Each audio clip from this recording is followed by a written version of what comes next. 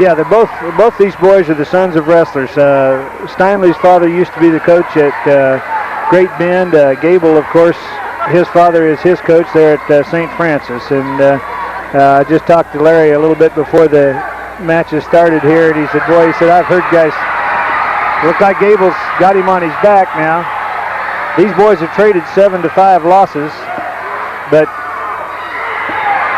Gable has certainly got the upper hand here. He's got him a good cradle.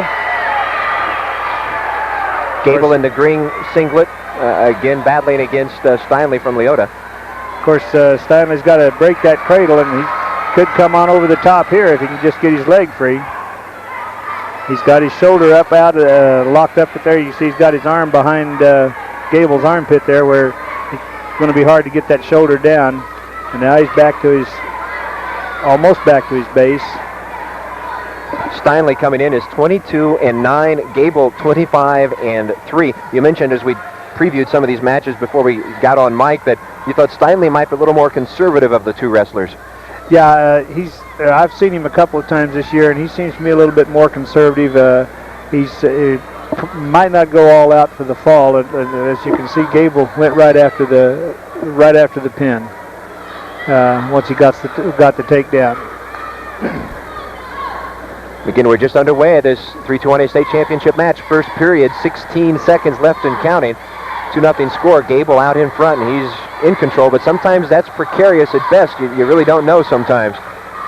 Yeah, Steinley got his base back there for a minute, but see, the thing is, Gable's only going to get 3 points out of this because we're running out of time, so we're still only going to have a 5-point deficit because he kept the same pinhold on all the time and never came out of it.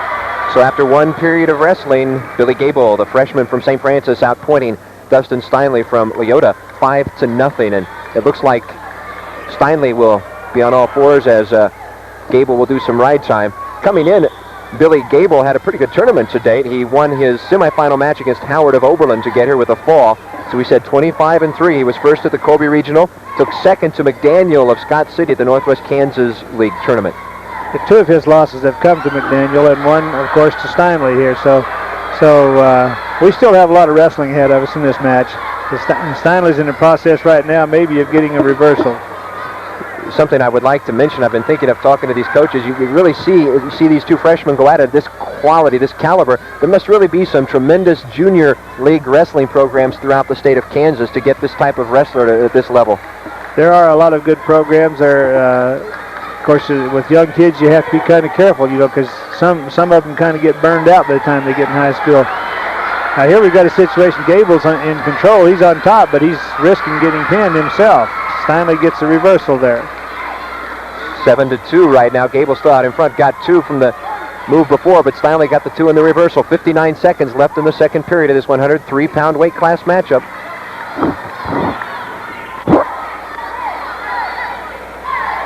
And they're working their way out to the outer limits, and our official referee Worth says you are out of bounds. Let's take it back to the middle, guys. Again, Steinley, Dustin from Leota, a freshman in the black singlet. Billy Gable, the freshman from St. Francis, came into this tournament second ranked. He'll be on all fours. Steinley was fourth ranked coming into this tournament. Well, it's quite an accomplishment for these two freshmen to be here. I talked to Steinley's dad too before the matches started, and he said we've had a good tournament, and he said we'd like to win it, but we've had a good tournament, and that's basically all you can say about it. If you're a freshman, you're in the state finals. How much more can you ask for? Steinley defeated Price of Stockton, defeated Josh Price 4-3 to get to the semifinals. Then he defeated Woofter from Hoxie. He defeated Woofter 9-7 to get to this point, so some close matches. That was a pretty tough match last night. I saw that match between Steinley and Woofter, and it was an overtime match. And of course, in the overtime now, if you the first points win, and he got the takedown and won the overtime. That's the end of the second period, and it looks like Gable's still out in front, 7-2, but Steinley got that reversal for the 2 points. Again, we're match side at the 3-2-1A State Championship Wrestling Tournament. Lance Lippert, along with Fred Scott, head coach for 9 years in high school wrestling at Liberal, at Leavenworth, and Springfield, Nebraska. Has been officiating since the mid-1960s, a few years, and he's keeping an eye on what's happening. Now we have Of course, Steinley's in a position here where he's got to go for it. Gable basically has to keep himself off his back, and that's about all he really has to do now. And of course, I'm sure he knows that, but Steinley's coming after him now, and it may not be so easy to do that. Where's that line drawn if you're an official between stalling and actually just trying to hold on? If you're the wrestler in front and you're on the bottom. Basically, just trying to hold on is stalling. One and the same. According to the way the rules read, and it's a rule that we've had a lot of problem with over the years, because several years ago they just flat didn't call stalling, and it was in the rule book, but nobody called it. And lately we've seen more and more of it being called, but it's still nothing that everybody's happy with.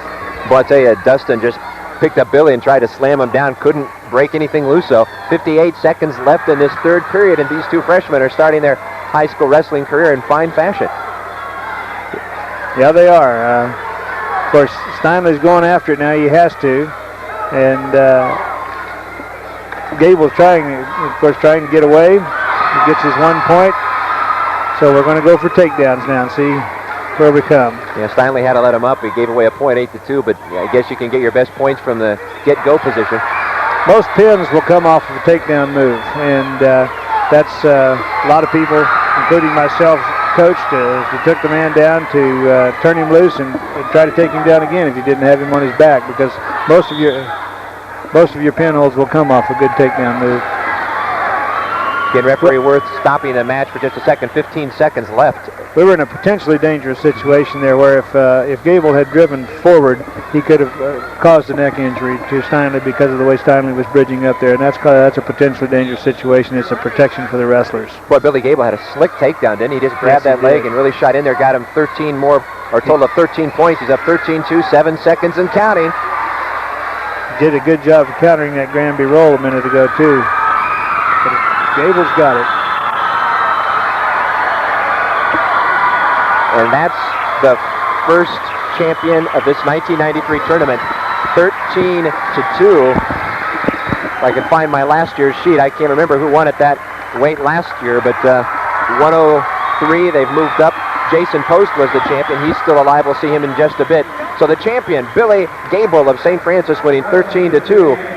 Fred, and he moves his record to 26-3. Dustin Steinley of Leota goes to 22-10. What a way to start, huh?